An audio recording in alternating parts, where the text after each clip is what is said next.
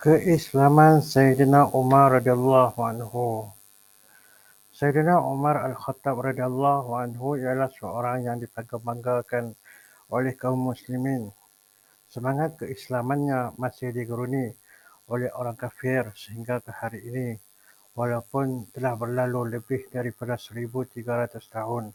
Sebelum menerima Islam, beliau ialah seorang yang sentiasa ke depan dalam menentang dan menyiksa orang Islam dan sentiasa berusaha untuk membunuh Rasulullah SAW.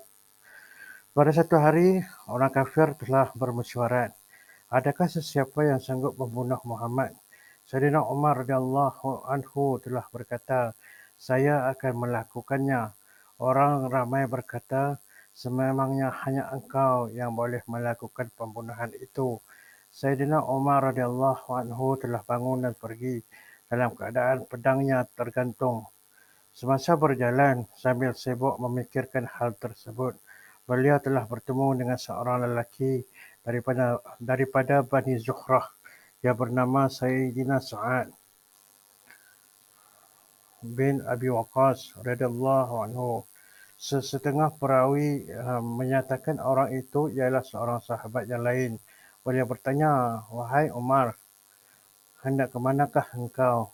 Sayyidina Umar radhiyallahu anhu menjawab, aku sedang berfikir untuk membunuh Muhammad. Sayyidina Sa'ad radhiyallahu anhu berkata, bagaimana engkau boleh berasa selamat daripada Bani Hashim, Bani Zuhrah dan Bani Abdul Manaf? Mereka akan membunuh kamu sebagai tindak balas. Mendengarkan jawapan itu, beliau telah melenting lalu berkata, nampaknya engkau pun telah meninggalkan agamamu, iaitu telah memeluk Islam. Biarkan aku bereskan engkau terlebih dahulu. Sambil berkata sedemikian, Sayyidina Umar radhiyallahu anhu menghunuskan pedangnya. Sambil menghunus pedangnya itu juga Sayyidina Sa'ad radhiyallahu anhu berkata, ya, aku telah pun memeluk Islam. Pertarungan pedang hampir tercetus antara kedua-dua belah pihak. Ketika itu, Sayyidina Sa'ad radhiyallahu anhu berkata, ambillah tahu hal keluargamu sendiri terlebih dahulu. Adik perempuan dan ipar kamu kedua-duanya telah memeluk Islam. Mendengarkan berita itu, kemarahan Sayyidina Umar radhiyallahu anhu meluap-luap. Lalu dia terus menuju ke rumah adiknya. Di sana Sayyidina Khabbab radhiyallahu anhu sedang mengajarkan Al-Quran kepada pasangan suami isteri itu dalam keadaan semua pintu rumah tertutup. Sayyidina Umar radhiyallahu anhu telah meminta supaya pintu dibuka. Mendengarkan suara Sayyidina Umar radhiyallahu anhu dengan segera, Sayyidina Khabbab radhiyallahu anhu bersembunyi di bahagian dalam keadaan tergesa-gesa. Lembaran-lembaran yang tertulis ayat-ayat Al-Quran itu telah tertinggal di luar. Adiknya telah membuka pintu.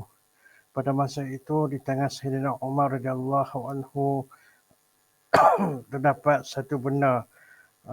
Lalu Sayyidina Umar radhiyallahu anhu telah menggunakan benda itu untuk memukul kepala adiknya sehingga menyebabkan kepala adiknya itu berlumuran darah.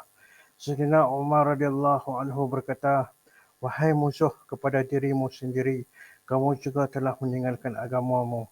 Selepas itu, beliau masuk ke dalam rumahnya dan bertanya, apakah yang sedang kamu lakukan? Suara siapakah itu? Iparnya menjawab, kami sedang berbual-bual sahaja. Sayyidina Umar radhiyallahu anhu bertanya lagi, adakah kamu telah meninggalkan agamamu dan telah menganut agama baru? Iparnya menjawab, walau agama yang baru itu benar sekalipun.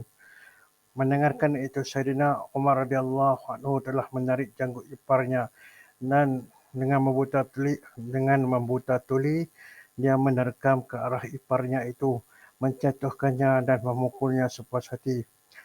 Adiknya cuba melarikan, tetapi beliau ditampar pada mulutnya dengan begitu kuat sehingga darah mengalir keluar. Walau bagaimanapun, beliau tetap adik kandung Sayyidina Umar radhiyallahu anhu. juga. Beliau berkata, "Wahai Umar, kami dipukul hanya kerana kami telah memeluk Islam. Sememangnya kami telah memeluk Islam, lakukanlah apa-apa sahaja yang kamu suka." Selepas itu, Saidina Umar radhiyallahu anhu ternampak lembaran-lembaran yang telah ditinggalkan di luar oleh Saidina Khabbab radhiyallahu anhu kerana tergesa-gesa tadi.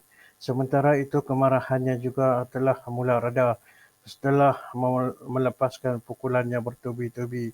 Di samping itu perasaan malu pula pun timbul apabila melihat adik perempuannya berlumuran darah akibat pukulannya. Saidina Umar radhiyallahu anhu berkata, "Jika demikian tunjukkanlah kepadaku." Adiknya menjawab, adiknya menjawab, "Kamu tidak suci. Tangan yang tidak suci itu boleh menyentuh lembaran-lembaran itu." Kamu tidak suci. Tangan yang tidak suci tidak boleh menyentuh lembaran-lembaran itu. Walaupun beliau mendesak dengan bersungguh-sungguh, tetapi adiknya tetap tidak mahu menyerahkan lembaran itu kepada orang yang tidak mandi junub dan tidak berwuduk. Kemudian Sayyidina Umar radhiyallahu anhu telah mandi lalu mengambil dan membaca lembaran-lembaran itu. Di lembaran itu tertulis surah Taha. Beliau mula membaca surah tersebut sehingga sampai ke ayat Bismillahirrahmanirrahim. Innani annallahu la ilaha illa ana fa'budu bi wa aqimis salata li zikri.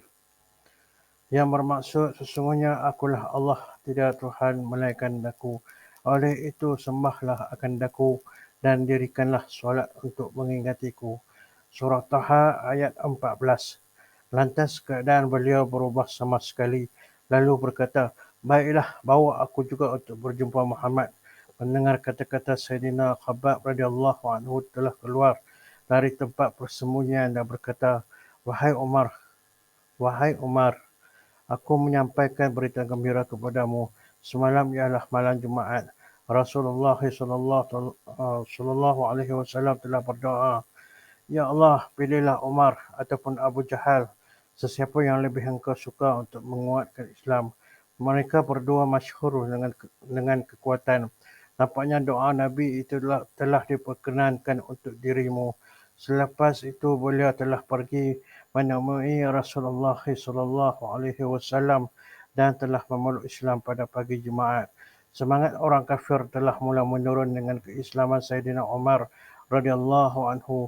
Walau bagaimanapun, jumlah orang Islam masih terlalu kecil, sedangkan orang kafir sendiri terdiri daripada seluruh Makkah, bahkan seluruh bangsa Arab.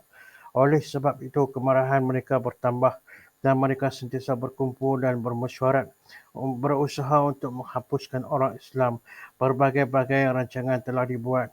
Namun dengan keislaman Sayyidina Umar radhiyallahu anhu, sekurang-kurangnya orang Islam telah berani bersolat di Masjidil Haram.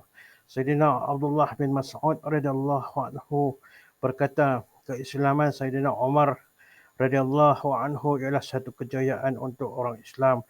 Penghijrahan beliau ialah suatu bantuan untuk kaum muslimin dan perlantikan beliau sebagai khalifah ialah satu rahmat untuk kaum muslimin.